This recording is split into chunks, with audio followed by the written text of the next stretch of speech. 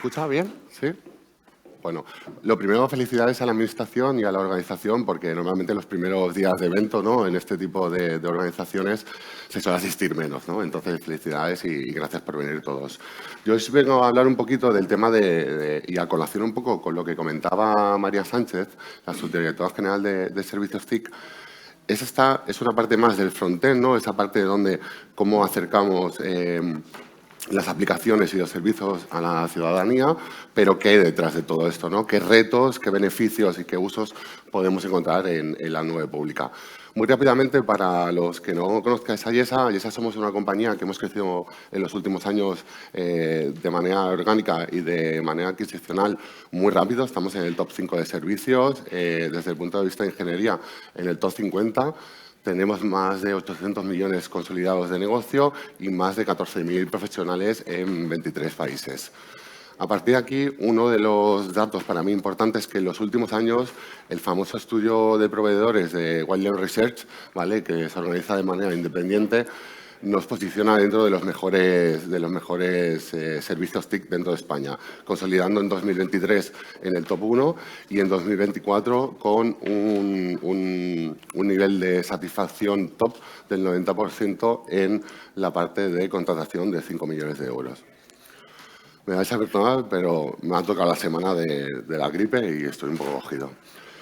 A nivel de administración pública, nos encontramos pues, más de 35 años dentro del sector, desde el punto de vista de Yesa y desde el punto de vista de la antigua Ibermática, con una presencia en más de 7 gobiernos, más de 215 millones de facturación y donde más o menos el reparto estamos en 25% de administraciones públicas, 60% de autonómicas y el resto entre health y salud. En este punto me gustaría pasar un breve resumen de qué tipo de contratos nos encontramos en los últimos años dentro de la administración pública, ¿no? Este es un ejemplo, es un contrato que llevamos en el Ministerio de Ciencia en los últimos 3 años más unos, donde tenemos servicios de virtualización, nube privada, data centers en alta disponibilidad. Gestionamos más de 160 servicios y más de 70 perfiles dentro del cliente, ¿no? Y el tipo de tecnologías, pues tecnologías variopintas como VMware, Oracle y tecnologías más novedosas que incluso ya un poco nativas como MySQL y PostgreSQL. ¿Qué es lo que pasa con este tipo de tecnologías? Que normalmente las aterrizamos de una manera más tradicional, ¿no? La metodología en cómo lo utilizamos es muy tradicional y no podemos sacar el jugo a esa parte de nube pública.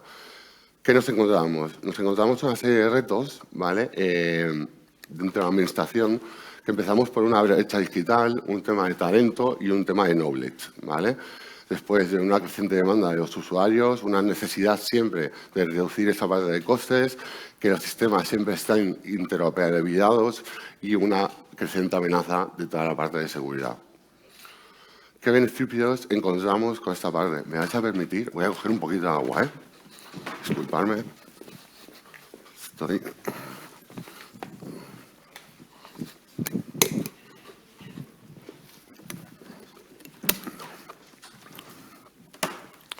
¿Qué beneficios nos encontramos dentro de aterrizar estrategias con los hiperescalares? Hiperescalares entendemos pues Oracle, AWS, Google, Azure. Uno de los beneficios, y yo creo que es el primero en el que aterrizamos, son todo este tipo de pruebas de concepto, la necesidad de eliminar de alguna manera clara el invertir cada vez o tener disponibilidad de recursos que después van a ser totalmente infrautilizados. A la vez, esos recursos tienen que ser operados, por lo tanto, necesitamos más personal y ahí tenemos un ahorro de costes. Y como hemos visto últimamente, el creciente, sobre todo desde la pandemia, el creciente aumento del coste de la energía también ha tenido impacto en la nube privada, sobre todo. Desde otro punto de vista, la escalabilidad y la flexibilidad, ¿no? Cómo la escalabilidad dinámica nos ayuda a tener una disponibilidad tanto de recursos como de servicios en esos momentos pico, ¿no? El portal de empleado, que muchas veces pues, los empleados aplican a ese tipo de solicitudes a partir de las 12 de la noche, no se está aplicando durante todo el día, por lo tanto tenemos unos picos muy variopintos, incluso lo hemos visto después de comer, temas de elecciones, bueno, la disponibilidad siempre de este tipo de recursos. Por otro lado, esa disponibilidad Nos ayuda también a tener o a aterrizar pruebas de concepto, proyectos pilotos en los que no vamos a tener que invertir muchísimo en esa parte de securización, de gobernanza, de personal. Y, por lo tanto, también, por otro lado, nos permitirá innovar, ¿no? Porque entonces, este tipo de innovación que siempre está en un concepto de prueba y error que funciona mejor para el ciudadano o para la administración pública interna, ¿cómo nos va a ayudar a mejorar todo eso? Otro de los puntos importantes de los beneficios es la alta disponibilidad y residencia, ¿no? Todo este tipo de hiperescalares suelen tener varias zonas de disponibilidad, no solo en España, sino también en Europa y en el resto del mundo. Pero aterrizando ese concepto más de soberanía del dato, en los últimos años la Administración Pública ha visto muy bien que los hiperescalares aterricen directamente en el Estado Nacional, ¿no? Ya no solo por un cumplimiento normativo, sino también por una confianza. Otro de los puntos, la resiliencia dentro de este tipo de servicios y, de alguna manera, toda esta disponibilidad también que cuando el ciudadano tiene que acceder a cualquier tipo de aplicativo y antiguamente se había llegado a encontrar con los portales o caídos o sin funcionamiento, pues esa percepción del ciudadano ayuda a... Bueno, este tipo de disponibilidad ayuda a mejorar la percepción del ciudadano. Y, por último, también desde la pandemia, una creciente amenaza ha sido todo el tema de ciberseguridad, donde este tipo de hiperescalares, de una manera nativa, aterrizan varios conceptos. No hablamos de altos ataques de ciberseguridad manejados, sino incluso que hablamos de accesos o de metodologías o de situaciones tan básicas como fallo en los accesos o el tener un multifactor para poder prevenir todos estos casos. Otro de los beneficios que tenemos es la parte del cumplimiento normativo. Aquí hay varios, pero me gustaría destacar sobre todo el poder delegar el cumplimiento de la infraestructura del proveedor, ¿no? Cuando estamos administrando, gestionando tanto personas como datacentros privados, hay una parte dentro de ese cumplimiento que recae totalmente sobre la administración y las organizaciones. Otro de los puntos es la agilidad e innovación, donde tenemos un acceso rápido a este nuevo tipo de tecnologías, como comentaba antes pues la compañera María o María Sánchez, el poder disponer de accesos a herramientas de inteligencia artificial, de machine learning, de una manera también en prueba de concepto, sin necesidad de desplegar grandes escenas o de invertir en infraestructura y otro tipo de servicios.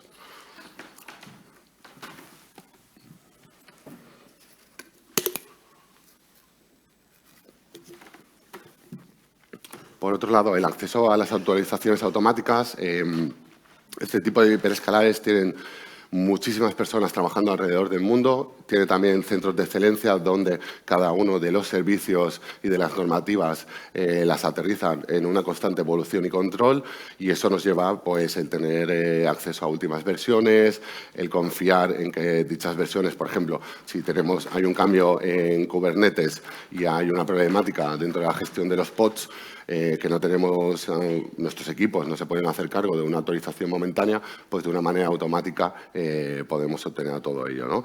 Y todo ello también con nuevas funcionalidades que van saliendo de este tipo de servicios. Y, por último, la transparencia y eficiencia, ¿no? La optimización de la gestión de datos mediante la centralización, yo creo que de cara al ciudadano es importante, y todo eso también pues esto da una mejor visión a los ciudadanos y al cliente interno, ¿no? De la Administración.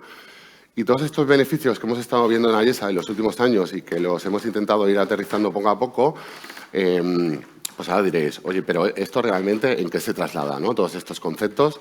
Pues aquí os traigo 3 casos de uso. Un caso de uso que está más orientado a la parte de ingeniería de plataformas.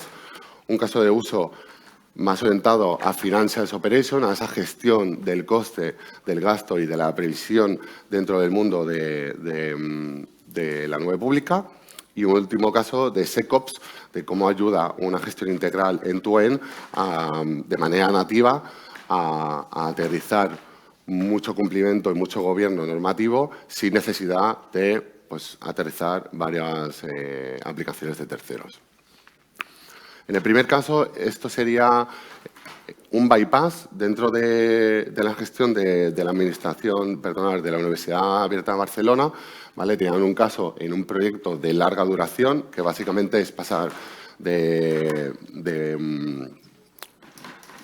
de lo que sería un ecosistema legacy de Oracle, donde gestionaban muchísimos datos de los alumnos, datos de facturación, etcétera, etcétera, al nuevo servicio de Salesforce, Rio Education, en una modalidad SaaS, ¿no? Con lo que pasamos de algo totalmente privado y legacy a un servicio SaaS en la nube autogestionado. ¿Qué nos encontrábamos aquí? Necesidad de control de ficheros, necesidad de automatizar los procesos, necesidad de automatizar cada uno de los eventos que se disparan, necesidad de orquestar todo ese tipo de eventos y de datos y cómo modificar esos datos para después guardarlos y poderlos dejar en un acceso rápido para herramientas de terceros. Y esto nos llevaba a una arquitectura serverless, como podéis ver aquí. En este caso está realizada en Amazon, ¿vale? Con Event Bridge y Stream Functions, y se guarda todo dentro de una base de datos de PostgreSQL. Todo esto se deja en un repositorio donde, como comentábamos, pues se puede acceder de manera exterior. ¿Qué nos aterrizó como puntos importantes este tipo de arquitecturas frente a si lo hubiésemos montado de una manera más tradicional? Toda la parte de gobierno, un front-end y un back-end, toda una parte de gestión de máquinas virtuales, una parte de gestión de base de datos, con los múltiples perfiles que todo ello también significa, ¿no? En este punto, como KPIs importantes, supuso una reducción de la infraestructura de un 38%, la no gestión de esas máquinas virtuales, porque ya entraba dentro de otro modelo de gobierno, que es un modelo de gobierno de hiperescalares, donde ya habían gestores o operadores de dichos servicios, y unas capacidades de autoescalado nativo, es decir, en caso de necesidad de aumentar recursos o disminuir recursos o aumentar incluso cambios de normativas, cambios de seguridad, todo esto ya estaba totalmente aterrizado.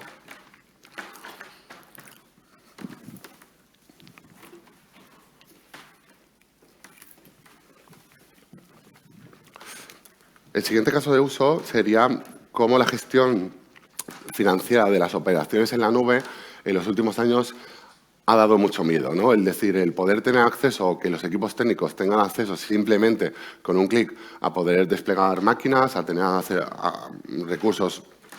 a muchos recursos de manera ilimitada. Y cuando hablo de manera ilimitada es que una de las cosas cuando vamos a la nube es intentar, pues lógicamente, poner esos techos en el uso de cada uno de los recursos que ofrece. Estamos hablando que actualmente los hiperescalares, si no recuerdo mal, el caso de Amazon es el más grande y está funcionando con más de 200 servicios, es decir, mediante consola o mediante el portal tenemos acceso a más de 200 servicios, con lo que ello provoca a nivel de desconfianza de consumo o de que nuestros equipos vayan a realizar un buen uso, ¿no?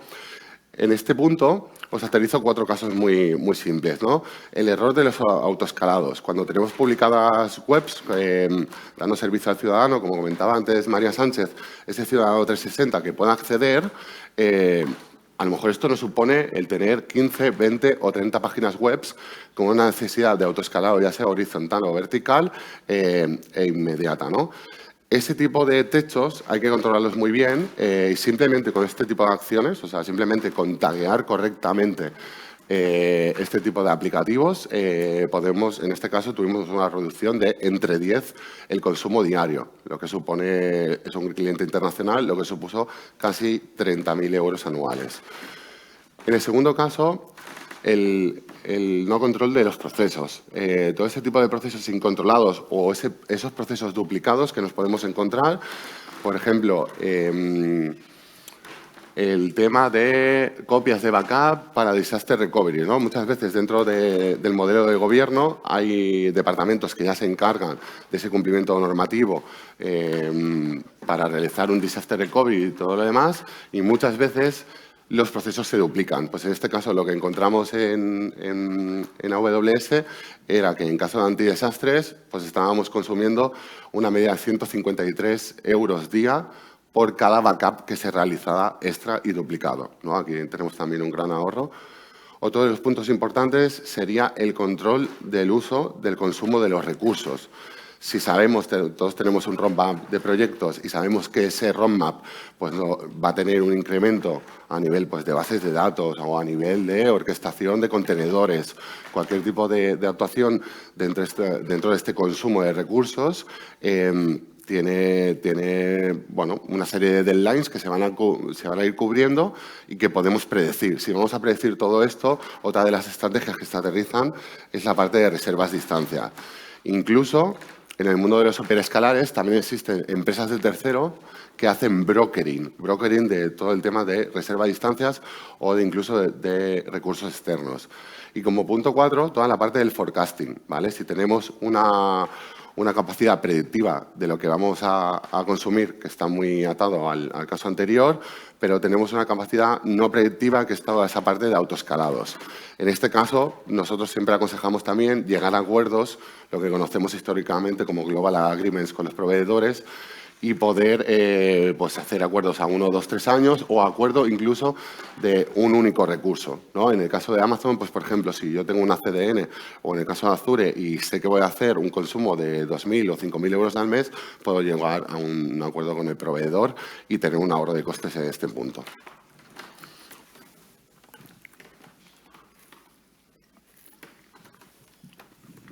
Y como último caso, todo el mundo de SecOps, que en los últimos años, desde la pandemia y más ahora con el miedo que hay con todo el nuevo tema de lo que sería la computación cuántica, ¿no? Y la velocidad, sobre todo aquí lo que hablamos es de velocidad de ataque y de procesamiento, ¿no? En este punto aparece el concepto que creo que hemos estado viendo durante el último año en todos los posts que hemos podido leer o en todos los blogs, que es el tema de Security First, ¿vale? Con este concepto de Security First, nosotros aterrizamos en los clientes una metodología que se llama Secure Software Development Cycle, que es decir, desde el propio desarrollo del código ya hay mucho tagueo para esa securización del software y lo que nos permitió en este caso, como veis, son números muy grandes también, es un cliente internacional, pero se puede extrapolar en un porcentaje con una gestión de más de 60.000 recursos. En este caso estamos hablando de que cuando hablamos de un recurso dentro de los hiperescalares, podemos hablar de lo que hemos visto antes, de un gestor de eventos o de mini base de datos que simplemente hacen sincronización en el backend. O sea, muchísimos recursos que necesitan llevar unas políticas de seguridad, ¿vale? En este caso, la compañía tenía más de 35.000 políticas de seguridad porque estaba dividida en cuatro compañías diferentes, en 4 continentes diferentes. Con más de 500 iniciativas dentro de los nuevos marcos regulatorios, ¿no? De una manera nativa, en este caso, una infraestructura compartida entre Amazon y Azure nos llevó a, de manera automática, tener más de 180 recomendaciones, con lo que nos supuso un incremento del score de securización de un 15% y en el global de la compañía un 83%, ¿no? Con lo que esto se tradujo en un compliance de más de 5.000 recursos, ¿vale? Que estaban de una manera no estaban dentro de la normativa. ¿Qué beneficio nos trae esto? Pues, lógicamente, las auditorías de seguridad reguladas y evaluaciones de conformidad de una manera mucho más automatizada, la integración directa con componentes de seguridad externos como SIEM o de gestión y respuesta de ese tipo de incidencias como CSIRT, ¿vale? Una visibilidad de gobierno, como comentábamos, de todos los activos. O sea, no solo hablamos de la parte de seguridad, sino hablamos de una parte también de gobernanza y observabilidad, ¿vale? Una gestión de vulnerabilidades totalmente holística y una utilización de este tipo de herramientas de una manera nativa dentro de los hiperescalares. Bueno, pues hasta aquí los 3 casos de uso. Espero que hayan sido de utilidad y muchas gracias a todos por atendernos.